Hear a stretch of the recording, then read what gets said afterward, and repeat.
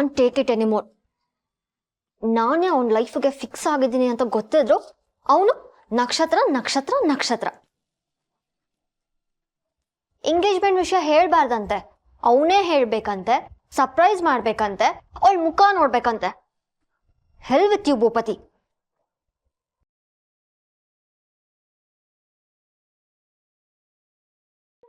ನಕ್ಷತ್ರ, ಅಳ್ತಿದ್ಯಾ? ನಿನ್ ಕಣ್ಯಾಕೆ ಇಷ್ಟು ಕೆಂಪಾಗಿದೆ?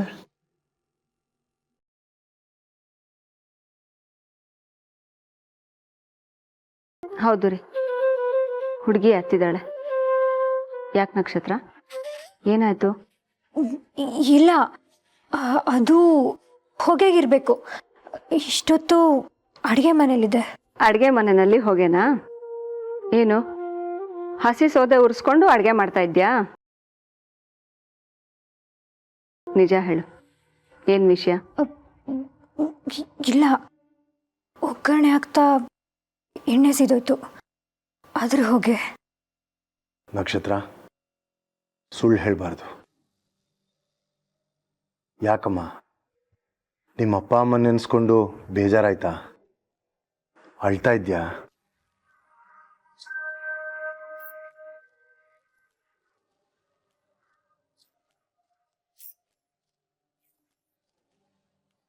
ಏನ್ ನಕ್ಷತ್ರ, ಇದಕ್ಕೆಲ್ಲ ತಲೆ ಕೆಡಿಸ್ಕೊಂತಾರ? ನಾನಿದ್ದೀನಲ್ವಾ? ನೋಡು, ನಾನು ನಿನಗೆ ಮಾತು ಕೊಟ್ಟಿದ್ದೀನಿ, ನೀನು ಎಲ್ಲಿ ಸೇರಬೇಕೋ ಅಲ್ಲಿ ನಿನಗೆ ಸೇರಿಸ್ತೀನಿ ಅಂತ. ನಾನು ಮಾತು ಕೊಟ್ಟ ಮೇಲೆ ಮುಗೀತು. ನಿನ್ನನ್ನ ನಿಮ್ಮ ಅಪ್ಪ ಅಮ್ಮನ ಜೊತೆ ಒಂದು ಮಾಡ್ತೀನಿ, ಅದೆಷ್ಟೇ ಕಷ್ಟ ಆದರೂ ಪರವಾಗಿಲ್ಲ.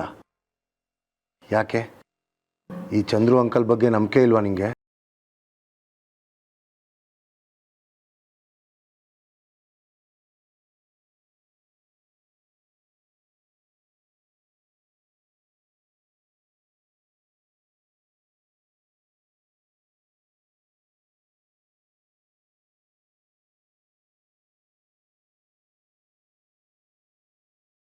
ಆರ್ತಿ ಚಂದ್ರಶೇಖರ್ ಅವರ ನಿಜವಾದ ಮಗಳು. ನೀನು ಬರೀ ನಕ್ಷತ್ರ ಅಲ್ಲ, ನಕ್ಷತ್ರ ಚಂದ್ರಶೇಖರ್. ನಕ್ಷತ್ರ, ನೀನು ನಮ್ಮಿಂದ ಏನೋ ಮುಚ್ಚಿಡ್ತಾ ಇದೀಯಾ. ಏನಾಯ್ತು ಪುಟ? ಅದೇನು ಅಂತ ಹೇಳ್ಪುಟ. ನಾನಂತೂ ಎಷ್ಟು ಸಲ ಹೇಳಿದ್ದೀನಿ, ನಮಗೆ ಪಾಪು ಹೇಗೋ ನೀನು ಹಾಗೆ ಅಂತ.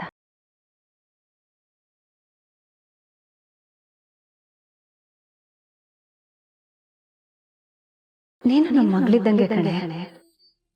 ಈ ತಾಯಿ ಹತ್ರ ಹಂಚ್ಕೊಳ್ಳೋದಕ್ಕೂ ಸಂಕೋಚನೇ.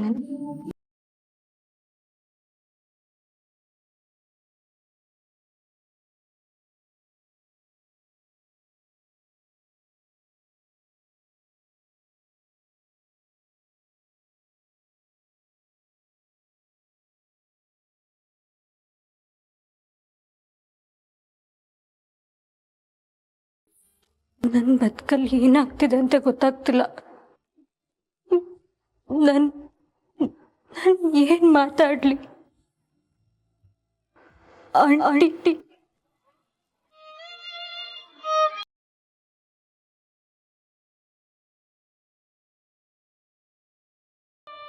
ಏನೋ ಆಗಿದೆ ಕಣ್ರಿ. ಇಲ್ಲಾಂದ್ರೆ ಇವಳು ಹೀಗೆ ಆಡ್ತಾ ಇರಲಿಲ್ಲ.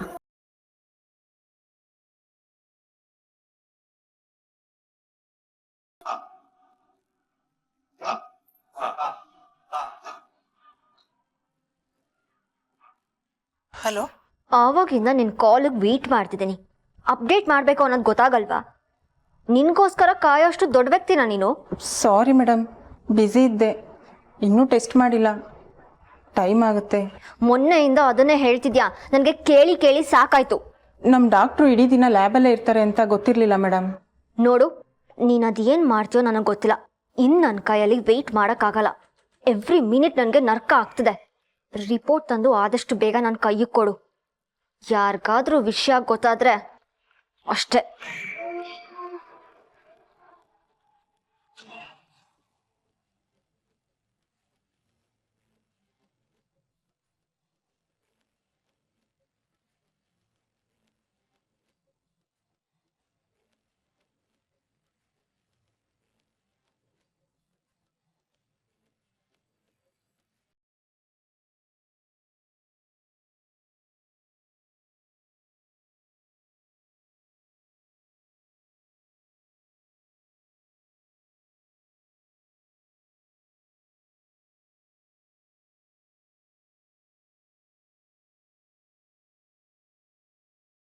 ನಕ್ಷತ್ರ ಏನಾಯ್ತು ಅಂತ ಹೇಳ್ಬಾರ್ದಾ?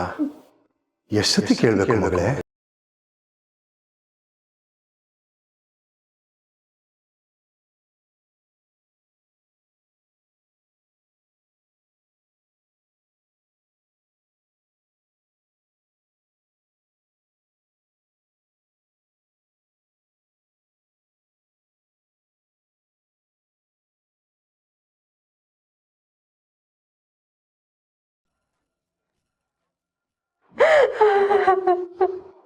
ಅಳಬಾರ್ದಮ್ಮ, ಅಳಬಾರ್ದು ಪುಟ್ಟ.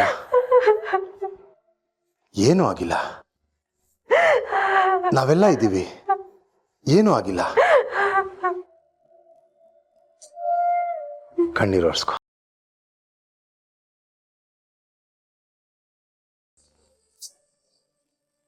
ನಿನ್ನ ಪರಿಸ್ಥಿತಿ ಏನು ಅಂತ ನನಗೆ ಅರ್ಥ ಆಗುತ್ತೆ ಪುಟ್ಟ. ನಿನ್ನ ಹೆತ್ತೋರ್ಗೋಸ್ಕರ ನೀನು ಎಷ್ಟು ಕಾಯ್ತಾ ಇದೆಯಾ ಅಂತ ನನಗೆ ಗೊತ್ತು. ಆದ್ರೆ ಏನು ಮಾಡೋದು, ಅವ್ರನ್ನ ಹುಡುಕಕ್ಕೆ ಇನ್ನೂ ಸ್ವಲ್ಪ ಟೈಮ್ ಆಗುತ್ತೆ. ಅಲ್ಲಿವರೆಗೂ ಕಾಯ್ದೆ ವಿಧಿ ಇಲ್ಲ. ಇಲ್ಲಿ ನಾನಿದ್ದೀನಿ, ಆರ್ತಿ ಇದ್ದಾಳೆ.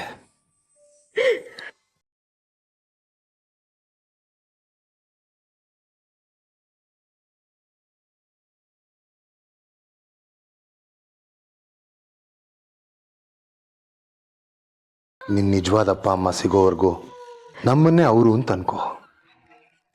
ನಾವಂತೂ ಆ ಪ್ರೀತಿಲಿ ಒಂದಿಷ್ಟು ಕಮ್ಮಿ ಆಗದಿರೋ ಹಂಗೆ ನೋಡ್ಕೊತೀವಿ. ಅಳ್ಬೇಡ ಪ್ಲೀಸ್. ಯಾಕೋ ಗೊತ್ತಿಲ್ಲ, ನೀನ್ ಹತ್ರ ನನ್ನ ಕರಳೆ ಕಿವುಚ್ದಂಗಾಗತ್ತೆ.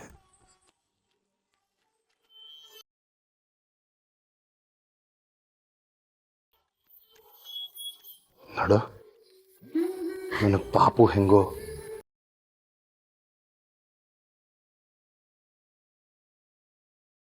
ನಮ್ಮನೆ ಮಗು ಕಣ್ಣೀರು ಹಾಕ್ತಾ ಇದ್ರೆ ನಾನು ನೋಡ್ಕೊಂಡು ಸುಮ್ಮನೆ ಇರಕ್ಕಾಗತ್ತಾ?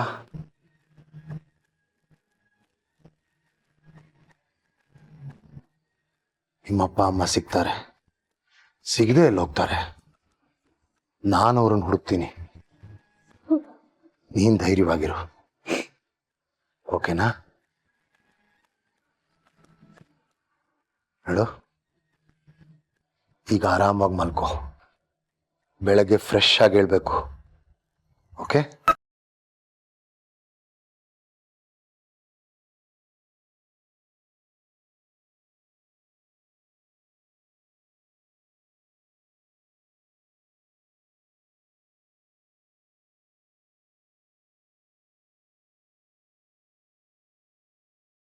ನಿನಗೆ ನಾನು ನಾಳೆ ಕಾಲ್ ಮಾಡ್ತೀನಿ ಭೂಪತಿ.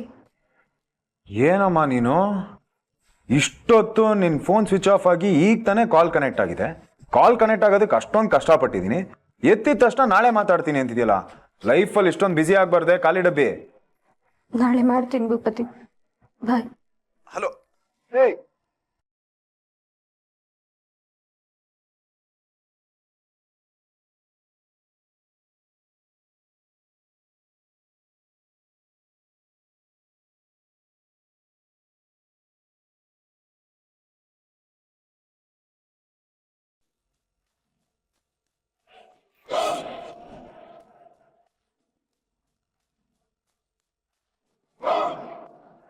ಹಲೋ ಅಮ್ಮ, ಇಲ್ಲಿ ಏನೋ ನಡೀತಿದೆ. ಈ ಶ್ವೇತಂಗೆ ಭೂಪತಿ ಜೊತೆ ಎಂಗೇಜ್ಮೆಂಟ್ ಆಗ್ತಿರೋ ಖುಷಿಗಿಂತ ಬೇರೆ ಏನೋ ಟೆನ್ಷನ್ ಕಾಡ್ತಿದೆ. ಆ್ಯಂಡ್ ಅದು ಮೊನ್ನೆಯಿಂದ ಕ್ಲಿಯರ್ ಆಗಿ ಕಾಣಿಸ್ತಿದೆ. ಇವಾಗಷ್ಟೇ ಅವಳಿಗೊಂದು ಕಾಲ್ ಬಂತು. ಅದೇನೋ ರಿಪೋರ್ಟ್ ಬೇಗ ಬೇಕು, ಸೀಕ್ರೆಟ್ ಅಂತೆಲ್ಲ ಮಾತಾಡ್ತಿದ್ಲು. ಹ್ಞೂ ಅಮ್ಮ, ನನಗೂ ಹಾಗೆ ಅನಿಸ್ತಿದೆ. ಅವಳು ಏನೋ ಮಾಡಕ್ಕೆ ಹೊರಟಿದ್ದಾಳೆ. ಮಾಡಲಿ ಆಮೇಲಿದೆ ಮಾರಿ ಹಬ್ಬ.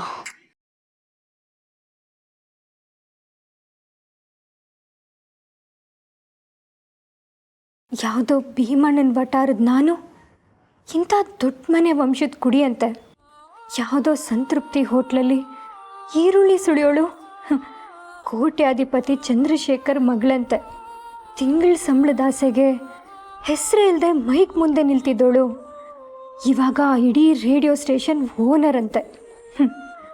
ಇರೋಗ್ ಜಾಗ ಇಲ್ಲದೆ ಈ ಮನೇಲಿ ಎಲ್ಲೋ ಒಂದು ಮೂಲೆಯಲ್ಲಿ ಬಿದ್ದಿರ್ತೀನಿ ಅಂತ ಬಂದೆ. ವಿಧಿ ಈ ಥರ ಆಟ ಆಡ್ತಿದೆ. ಜೀವನ ಇವತ್ತಿದ್ದಂಗೆ ನಾಳೆ ಇರಲ್ಲ ಅಂತ ಗೊತ್ತಿತ್ತು. ಆದರೆ ಈ ಮಟ್ಟಕ್ಕೆ ರಾತ್ರೋರಾತ್ರಿ ಎಲ್ಲ ಬದಲಾಗ್ಬೋದು ಅಂತ ಕನಸಲ್ಲೂ ಅಂದ್ಕೊಂಡಿರಲಿಲ್ಲ. ಇದೇ ಸತ್ಯ. ಇಷ್ಟು ವರ್ಷ ನೀನು ಏನು ನಂಬ್ಕೊಂಡು ಬಂದಿದ್ಯೋ ಅದು ಭ್ರಮೆ. ಇದು ವಾಸ್ತವ. ಇವರೇ ನಿನ್ನೋರು.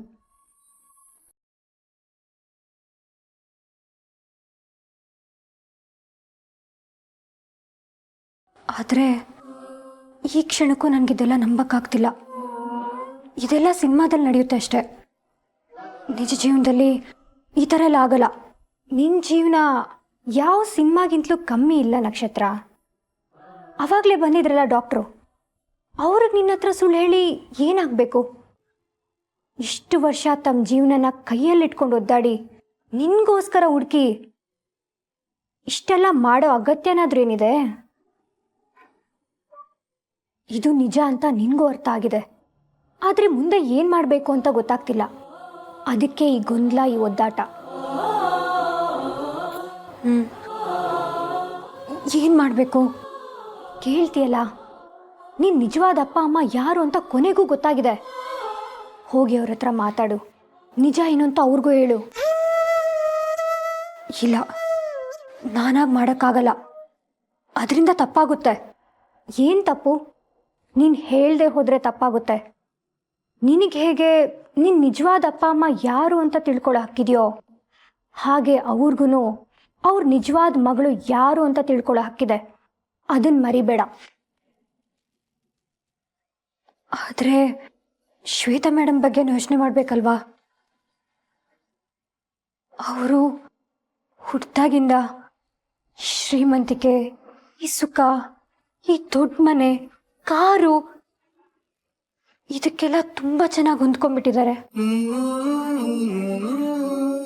ಇವಾಗ ಇದ್ಯಾವುದು ಅವ್ರದ್ದಲ್ಲ ಅಂತ ಗೊತ್ತಾದ್ರೆ ಅವ್ರ ಪರಿಸ್ಥಿತಿ ಏನಾಗಬೇಡ. ಅಷ್ಟು ಸಾಲದು ಅಂತ ಇವತ್ತಷ್ಟೇ ಅವ್ರಿಗೆ ಯಾರೋ ಶ್ರೀಮಂತರ ಹುಡುಗ ಜೊತೆ ಮದುವೆ ಗೊತ್ತಾಗಿದೆ. ಇಂಥ ಟೈಮಲ್ಲಿ ಅವ್ರ ಮನೆ ಮಗಳಲ್ಲ ಅಂತ ಗೊತ್ತಾದ್ರೆ ಆ ಹುಡುಗ ಇವ್ರನ್ನ ಮದುವೆ ಆಗ್ತಾನ? ಈ ಥರ ಎಲ್ಲ ಯೋಚನೆ ಮಾಡ್ತಾ ಕೂತ್ರೆ ಆಗಲ್ಲ ನಕ್ಷತ್ರ.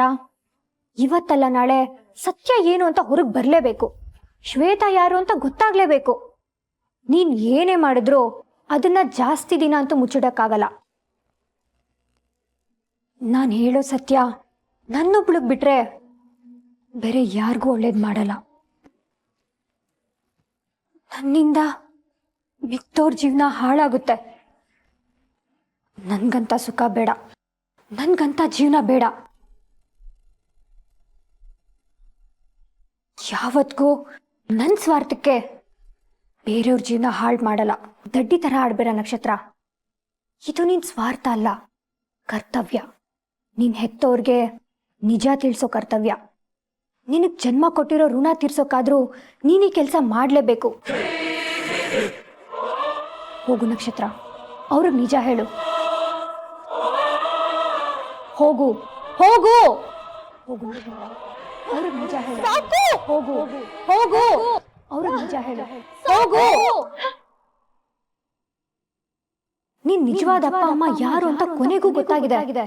ಹೋಗಿ ಅವ್ರ ಹತ್ರ ಮಾತಾಡು. ನಿಜ ಏನು ಅಂತ ಅವ್ರಿಗೂ ಹೇಳು. ಇವತ್ತಲ್ಲ ನಾಳೆ ಸತ್ಯ ಏನು ಅಂತ ಹೊರಗೆ ಬರಲೇಬೇಕು. ಶ್ವೇತಾ ಯಾರು ಅಂತ ಗೊತ್ತಾಗ್ಲೇಬೇಕು. ನೀನ್ ಏನೇ ಮಾಡಿದ್ರು ಅದನ್ನ ಜಾಸ್ತಿ ದಿನ ಅಂತ ಮುಚ್ಚಿಡಕ್ಕಾಗಲ್ಲ.